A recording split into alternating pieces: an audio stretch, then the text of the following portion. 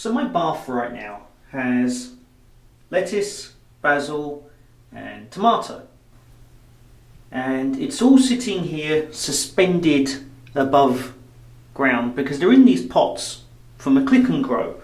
But the trouble is the Click&Grow, oops, get back in focus.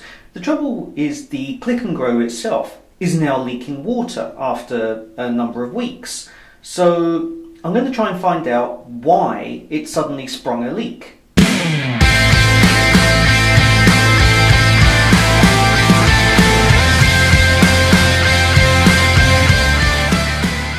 So this is the Click&Grow unit itself. This one, as you just saw, is a 9 plant version, and I've had it for a couple of weeks. I had absolutely no problems with it, and all of a sudden it sprung a leak, and that didn't make much sense to me because, you know, as you can see, this is fairly thick plastic, and in theory it should be just one unit, and there should be no way that this can start leaking. So for there to be a leak, there had to be a hole. Well, I looked around and, you know, I couldn't see anything that really suggested that there would be a problem. Then I noticed this very thin wall over here, and if you look down at the bottom here, if I just focus in on that bottom wall, there is a hole. Actually, get better focus here. So if I put this down here, does it make it any better? Now, I should have something to illuminate with. If I just illuminate this a little bit better so it can see what's going on, there appears to be a tiny defect just there. I don't know if you can see it. It's like a little sort of semicircular dash. So what I'll now do is I'll backlight this, and you can see it's actually extremely thin there. And so what it looks like has happened is, over time, the water, I guess, you know, the gravity is pushing on that, and it finally broke through it. It doesn't look like it got hit. Like, it literally looks like it's just an extremely thin, oops, if I try and do this a bit better there, it looks like it's just an extremely thin bit of plastic. Like, get down here, no, it doesn't make it any better if I go that way, does it?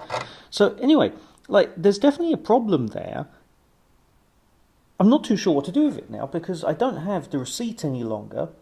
Like, as I said, I've had this a while.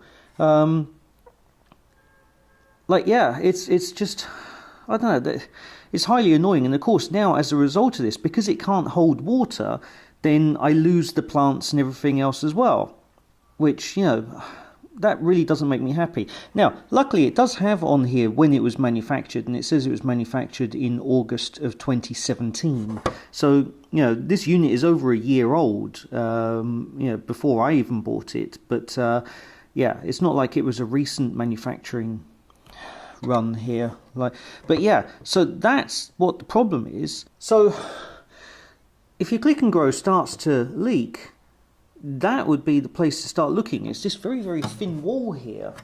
I'm really not happy about this at all. Less because of the money. I'm more worried about the time that's been wasted here, because I've been trying to explain to the kids where food comes from, and you know, we were using this as a you know, an educational tool as much as anything else. So now all of that's had to come to a stop because what clearly looks like a manufacturing defect. It doesn't look like it's being struck. It literally looks like there's just something went wrong with this bit of plastic here. Yeah.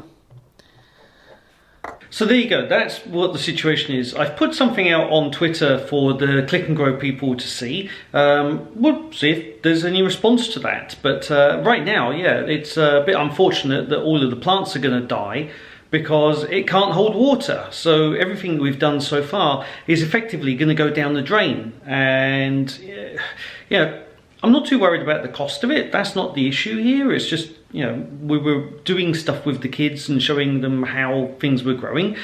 And all of a sudden, we've had to hit the reset button effectively. So, yeah, a little bit annoyed about that. But anyway, it is what it is. Yeah, if you like these videos, thumbs up. If you don't, thumbs down. If you want to see more, hit subscribe. Speak to you soon. Bye.